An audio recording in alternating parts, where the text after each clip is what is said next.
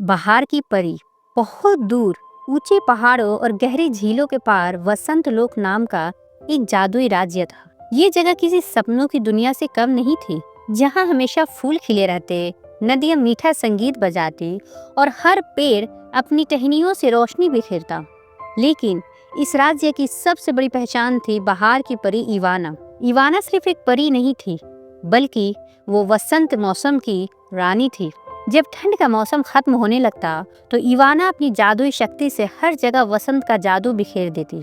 उसकी छुअन से बर्फीली जमीन पर हरी घास उगने लगती, फूल खिल उठते और पक्षी खुशी से चहचहाने लगते। लेकिन इस बार कुछ गड़बड़ थी। जब वसंत का समय आया तो पूरे राज्य में कुछ अजीब होने लगा। बर्फ पिघलने की बजाय और गहरी हो गई, हवाएं और ठंडी हो गई और सूरज की रोशनी भी फीकी पड़ गई। इवाना ने अपनी जादुई छड़ी उठाई और मंत्र पढ़कर वसंत लाने की कोशिश की, लेकिन कुछ नहीं हुआ। फूलों की कली खिलने से पहले ही जम गई, झरने का पानी बर्फ में बदल गया और पूरा राज्य ठंड में कैद हो गया। इवाना परेशान हो गई। उसने पहले कभी ऐसा होते नहीं देखा था। ये कैसे हो सकता है, उसने सोचा। उसी रात महल की सबसे बूढ़ी और समझदार महिला मिराल्डा ने इवाना को बुलाया। वो पुराने ग्रंथों को पढ़ती और राज की सारी कहानियां जानती थी। उसने कहा, बहुत साल पहले एक भविष्यवाणी की गई थी। अगर कभी वसंत आने में देर हो तो इसका मतलब होगा कि वसंत की परी को सबसे कठिन परीक्षा देनी होगी। अगर वो इस परीक्षा में पास नहीं हुई तो ठंड का मौसम हमेशा के लिए रह जाएगा। इवाना के दिल की धड़कन तेज हो गई। क्या इसका मतलब है कि मुझे अपनी शक्तियाँ खोनी पड़ेंगी? मिराल्डा ने सिर हिलाया और कहा, शायद, या शायद कुछ और, लेकिन तुम्हें यह राज पता लगाना ही होगा, वरना वसंत लोक बर्फीले अंधेरे में डूब जाएगा। इसी बीच दूर हिम राज्य में, जहाँ साल भर बर्फ रहती, वहाँ की क्रूर शासक रानी फ्रोस्टीना ठहाके लगा रही थी। वो ठंड और बर्फ की रानी थी और हमेशा चाहती थी कि दुनिया से वसंत गायब हो जाए। उसने अपनी जादुई शक्ति से पूरे वसंत लोक को ठंड में बदल दिया, लेकिन वो जानती थी कि इवाना की शक्ति अब भी बची हुई थी और अगर इवाना को इसका पता लग गया तो वो फिर से वसंत ला सकती है। इसलिए उसने अपने सबसे खतरनाक जादूगर गैलेमोर को बुलाया और कहा, हमें इवाना को हमेशा के लिए खत्म करना होगा। गैलेमोर ने मंत्र पढ़ा और आसमान में एक नीली जादुई दरार बन गई। यह कोई साधारण दरार नहीं थी, ये एक भूल भुलैया थी जहाँ से बाहर निकलना नामुमकिन था। अगली सुबह जब इवाना महल के बगीचे में खड़ी थी और मंत्र पढ़ रही थी, अचानक तेज हवाएं चलने लगी। आसमान में काले बादल छा गए और ठंड बढ़ने लगी। अचानक एक बर्फीली आंधी आई और इवाना को अपनी गिरफ्त में ले लिया। नहीं, इवाना चिल्लाई, लेकिन वो हवा के साथ खींचती चली गई। अगले ही पल वो एक अजीब सी जगह पर पहुंच गई, एक ऐसी दुनिया जहां चारों ओर सिर्फ बर्फ थी, अंधेरा था और ठंडी हवाएं चल रही थी। उसे समझ आ गया कि वो अब फ्रोस्टीना की जादुई भूल भुलैया में थी। अब सवाल ये था, क्या वो यहाँ से बाहर निकल पाएगी? क्या वो वसंत को बचा पाएगी? इवाना ने अपने चारों ओर देखा। हर तरफ सिर्फ बर्फीले महल और ठंड से जमे हुए काले पेड़ थे। यहाँ कोई रंग नहीं था, कोई फूल नहीं, कोई पक्षी नहीं, बस एक अजीब सा सन्नाटा। ये जगह इतनी डरावनी क्यों लग रही है? उसने खुद से कहा। ये जगह सिर्फ ठंडी ही नहीं थी, बल्कि यहाँ कुछ बहुत अजीब था। ऐसा लग रहा था जैसे ये जगह जिंदा हो। हर बार जब वो एक कदम आगे बढ़ाती तो चारों ओर से हवाएं सरसराने लगती, मानो कोई उसकी हर हरकत पे नजर रख रहा हो। इवाना ने महल से बाहर निकलने का रास्ता खोजने की कोशिश की, लेकिन जैसे ही वो आगे बढ़ती, चारों ओर की बर्फ दीवारों में बदल जाती और रास्ता बंद हो जाता। उसने सोचा, ये जगह एक जाल की तरह है जो मुझे कैद करने के लिए बनी है। मुझे यहाँ से निकलने के लिए कोई दूसरा तरीका सोचना होगा। तभी उसे याद आया कि वो परी है और उसके पास जादुई शक्तियाँ हैं। उसने अपनी छड़ी उठाई और मंत्र पढ़ा, रोशनी की किरण मुझे सही रास्ता दिखा। एक हल्की नीली रोशनी निकली और हवा में तैरने लगी। इवाना ने राहत की सांस ली और रोशनी के पीछे पीछे चलने लगी। लेकिन जैसे ही उसने कुछ कदम बढ़ाए, अचानक जमीन हिलने लगी और उसके नीचे की बर्फ टूट गई। वो तेजी से नीचे गिरने लगी। जब इवाना नीचे गिरी तो उसे लगा कि वो किसी गहरी गुफा में पहुंच गई है। यहाँ चारों ओर बर्फीली चट्टानें थी और दीवारों पर जमी हुई बर्फ किसी आईने की तरह चमक रही थी। तभी उसे किसी की हल्की सी आवाज सुनाई दी। कौन है वहाँ? इवाना ने जोर से पूछा। एक कोने से एक कमजोर आवाज आई, कृपया मदद करो। इवाना आवाज की दिशा में बढ़ी। जब वो करीब पहुंची तो उसने देखा एक बूढ़े व्यक्ति को बर्फ में जकड़ा हुआ था। उसका बदन पूरी तरह जमी हुई बर्फ में लिपटा था, लेकिन उसकी आंखों में अब भी एक चमक थी। इवाना ने जल्दी से अपनी छड़ी उठाई और मंत्र पढ़कर बर्फ को पिघलाने लगी। कुछ ही देर में बर्फ पिघल गई और वो बूढ़ा व्यक्ति बाहर आ गया। धन्यवाद परी, उसने कहा। मैं यहाँ कई सालों से कैद था। तुम कौन हो और फ्रोस्टीना ने तुम्हें यहाँ क्यों कैद किया है? इवाना ने पूछा। उस व्यक्ति ने गहरी सांस ली और कहा, मेरा नाम एल्ड्रिक है। मैं इस दुनिया का पहला श्रुतु संरक्षक था। मैंने अपनी सारी शक्तियाँ मौसमों को संतुलित करने में लगा दी थी, लेकिन फ्रोस्टीना ने मुझ पर जादू कर दिया और मुझे यहाँ कैद कर दिया। वो चाहती थी कि कभी भी वसंत ना आए। इवाना चौंक गई। इसका मतलब फ्रोस्टीना सालों से मौसमों के संतुलन को बिगाड़ रही है? एल्ड्रिक ने सिर हिलाया। हाँ, और इस बार उसने तुम्हें भी फंसा लिया है ताकि वो हमेशा के लिए इस दुनिया पर राज कर सके। इवाना को अब समझ में आ गया कि ये सब क्यों हो रहा था। अगर उसे वसंत लोक को बचाना था तो उसे इस भूल भुलैया से बाहर निकलकर फ्रोस्टीना को रोकना होगा। लेकिन तभी बर्फीली दीवारों पर दरारें पड़ने लगी और पूरे कमरे में गूंजती हुई हंसी गूंजने लगी। इवाना, तुम सोच भी नहीं सकती कि तुम कितनी बड़ी गलती कर रही हो। ये आवाज फ्रोस्टीना की थी। अचानक पूरी भूलभुलैया कांपने लगी और ठंडी हवाएं बवंडर बनकर चारों ओर घूमने लगी। एल्ड्रिक ने डर कर कहा, हमें जल्दी से यहाँ से निकलना होगा, वरना ये जगह हमें हमेशा के लिए निकल जाएगी। लेकिन बाहर जाने का कोई रास्ता नहीं दिख रहा था। अब इवाना के पास केवल दो रास्ते थे। या तो वो अपनी पूरी शक्ति लगाकर भूल भुलैया को तोड़ दे, या फिर वो कोई और जादुई तरीका ढूंढे। लेकिन अगर उसने अपनी पूरी शक्ति लगा दी तो क्या वो वसंत को बचाने के लिए बचेगी? अब इवाना क्या करेगी? इवाना के चारों ओर बर्फीली दीवारें तेजी से सिकुड़ने लगी। ठंडी हवाएं और तेज हो गई, जैसे कोई अदृश्य शक्ति उन्हें अंदर कैद करने के लिए उतावली हो। एल्ड्रिक की आंखों में एक चिंता झलक रही थी। इवाना, हमें जल्दी कुछ करना होगा, वरना ये भूल भुलैया हमें हमेशा के लिए अपने अंदर संभालेगी। लेकिन बाहर निकलने का कोई रास्ता नजर नहीं आ रहा था। तभी इवाना को कुछ याद आया। उसकी माँ ने उसे बचपन में एक कहानी सुनाई थी, जब सबसे अंधेरा समय आए तब तुम्हारे भीतर की रोशनी ही तुम्हें रास्ता दिखाएगी। इवाना ने अपनी छड़ी उठाई और अपनी हथेली पर रखी। उसने अपनी आंखें बंद की और अपने दिल की गहराइयों में झांकने की कोशिश की। और तभी कुछ अजीब हुआ।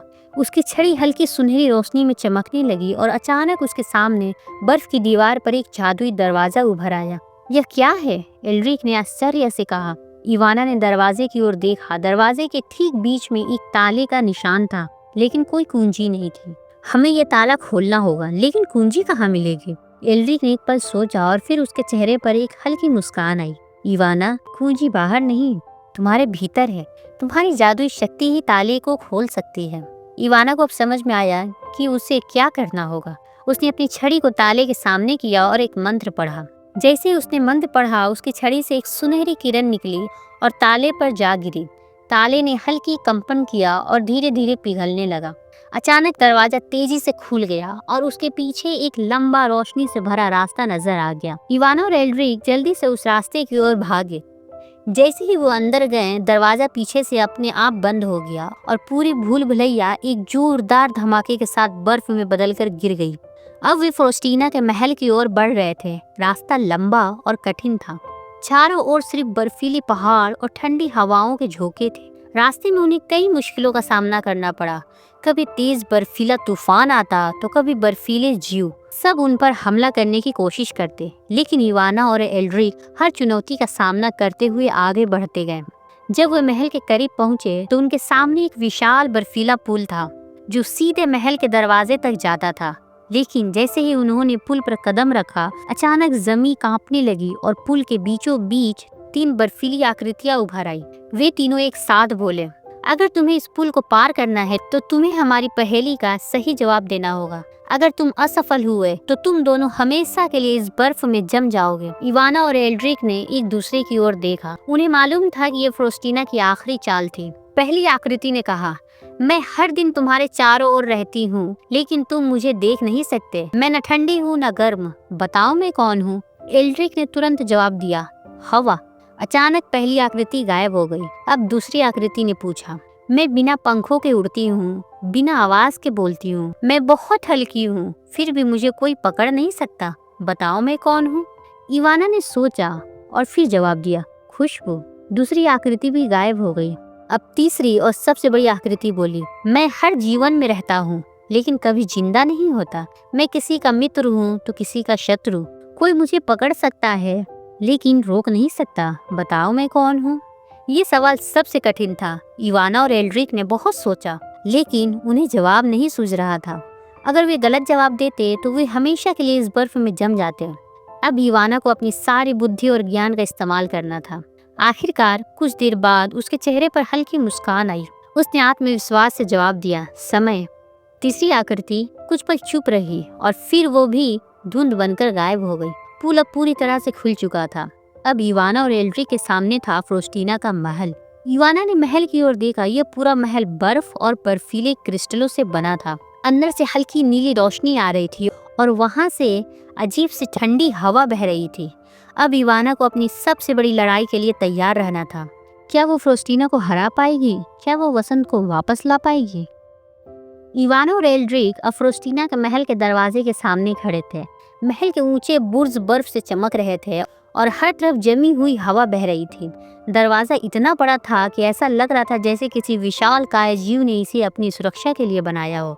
इवाना ने अपनी छड़ी मजबूती से पकड़ी और धीरे धीरे आगे बढ़ी। जैसे ही उसने दरवाजे को छुआ, वो अपने आप खुल गया और अंदर से एक ठंडी लहर बाहर निकली। महल के अंदर का दृश्य किसी दूसरी दुनिया जैसा था। चारों तरफ बर्फीले स्तंभ थे, जिनके बीचों बीच एक भव्य सिंहासन रखा था। सिंहासन पे एक लंबा चोगा पहने चमचमाती बर्फीली आंखों वाली स्त्री बैठी थी, फ्रोस्टीना। तो तुम आखिरकार यहाँ तक पहुँच गई, इवाना? उसकी आवाज गूंज उठी। इवाना ने दृढ़ता से कहा, मैं यहाँ वसंत को वापस लाने आई हूँ। तुम्हारी ठंड अब और नहीं चलेगी। फ्रोस्टीना हंसी, लेकिन उसकी हंसी में हल्की झंझलाहट थी। तुम अभी तक समझ नहीं पाई परी, मैं इस दुनिया की असली शासक हूँ। वसंत की कोई जरूरत नहीं है। जैसे ही फ्रोस्टीना ने अपनी छड़ी उठाई, पूरे महल में बर्फीली आंधियां चलने लगी। उसने जोर से मंत्र पढ़ा और देखते ही देखते बर्फ के सैनिक जमी से निकलने लगे। इवाना और एल्ड्रिक तैयार थे। एल्ड्रिक ने एक लंबा लकड़ी का डंडा उठाया और इवाना के साथ कंधे से कंधा मिलाकर खड़ा हो गया। इवाना ने अपनी छड़ी से एक रोशनी की किरण छोड़ी और पहले ही वार में 3 बर्फीले सैनिक पिघल गए, लेकिन उनके पीछे और ज्यादा सैनिक खड़े हो गए। फ्रोस्टीना जोर से चिल्लाई, तुम मुझसे नहीं जीत सकती इवाना। लेकिन इवाना ने हार नहीं मानी। उसने अपनी शक्ति को बढ़ाया और पूरे महल में गर्म रोशनी फैलाने लगी। जैसे ही उसकी रोशनी फैली, बर्फ के सैनिक पीछे हटने लगे। फ्रोस्टीना की आंखों में पहली बार डर झलकने लगा। फ्रोस्टीना ने अपनी पूरी शक्ति इकट्ठा कर ली और एक आखिरी वार किया। उसने जोर से मंत्र पढ़ा और एक बर्फीला तूफान इवाना की ओर छोड़ दिया। इवाना ने अपनी पूरी शक्ति बटोरी और अपनी छड़ी से एक सुनहरी ढाल बना दी। बर्फीला तूफान उसकी ढाल से टकराया और पूरा महल तेजी से हिलने लगा। नहीं, फ्रोस्टीना जोर से चिल्लाई। इवाना ने बिना रुके अपनी शक्ति का इस्तेमाल किया और अपनी छड़ी से एक आखिरी मंत्र पढ़ा, सर्दियों का जादू अब विदा लो। जैसे ही उसने मंत्र पूरा किया, पूरी बर्फीली दुनिया में दरारें पड़ने लगी। महल के स्तंभ टूटने लगे और फ्रोस्टीना के चारों ओर एक रोशनी का गोला बनने लगा। ये संभव नहीं है, फ्रोस्टीना ने गुस्से से कहा, लेकिन अब बहुत देर हो चुकी थी। धीरे धीरे उसका जादू टूटने लगा और पूरी बर्फीली दुनिया पिघलने लगी। जैसे ही महल पूरी तरह बिखर गया, चारों ओर से बर्फ की चादर हटने लगी। पेड़ फिर से हरे होने लगे, फूल खिल उठे और पक्षी गाने लगे। एल्ड्रिक ने खुशी से कहा, इवाना, तुमने कर दिखाया, वसंत वापस आ गया है। इवाना मुस्कुराई और चारों ओर देखा। वो दुनिया जो ठंड और उदासी से घिर गई थी, अब फूलों और खुशियों से भर चुकी थी। लेकिन फ्रोस्टीना का क्या हुआ? क्या वो हमेशा के लिए खत्म हो गई या वो फिर से लौटेगी? क्या ये सच में खत्म हुआ? जैसे ही सब कुछ सामान्य हुआ, एक हल्की ठंडी हवा बहने लगी। किसी ने धीमी आवाज में कहा, ये अंत नहीं है। क्या ये फ्रोस्टीना की आवाज थी? क्या वो फिर से लौटेगी? इवाना और एल्ड्रिक चारों ओर फैले हरे भरे जंगल और खिले हुए फूलों को देखकर मुस्कुरा रहे थे। लंबे समय बाद पृथ्वी पर फिर से वसंत लौट आया था। ठंडी हवाओं की जगह अब एक सुखद मन बयार बह रही थी और पेड़ों पर चहचहाते पक्षियों की मधुर ध्वनि वातावरण में घुल गई थी। देखो इवाना, हम सफल हो गए, एल्ड्रिक ने खुशी से कहा। इवाना ने गहरी सांस ली। सचमुच अब हर चीज सुंदर लग रही थी, लेकिन उसके दिल में अभी भी एक हल्की चिंता थी। क्या फ्रोस्टीना सच में हार गई थी? तभी अचानक हवा में एक ठंडक फैलने लगी। इवाना और एल्ड्रिक सतर्क हो गए। हवा में हल्की बर्फीली चमक उभरी और धीमी सी फुसफुसाहट सुनाई दी। तुमने मेरी शक्ति को रोक दिया, लेकिन मुझे पूरी तरह से नष्ट नहीं कर सके। मैं फिर लौटूंगी इवाना।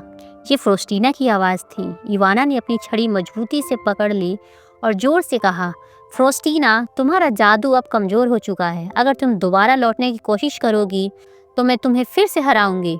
आवाज़ कुछ पल के लिए शांत हो गई और फिर हवा धीरे धीरे सामान्य होने लगी। ऐसा लग रहा था जैसे फ्रोस्टीना की आत्मा अब भी कहीं मौजूद थी, लेकिन उसकी शक्ति बहुत कमज़ोर हो चुकी थी।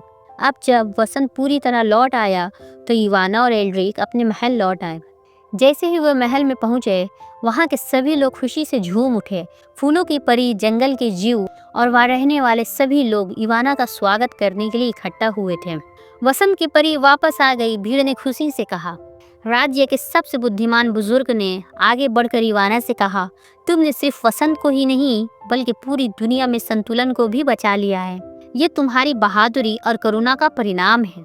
इवाना जानती थी कि फ्रोस्टीना की ठंड फिर कभी लौट सकती है। उसे अब हमेशा के लिए वसंत की रक्षा करनी होगी। इसलिए उसने एक बड़ा निर्णय लिया।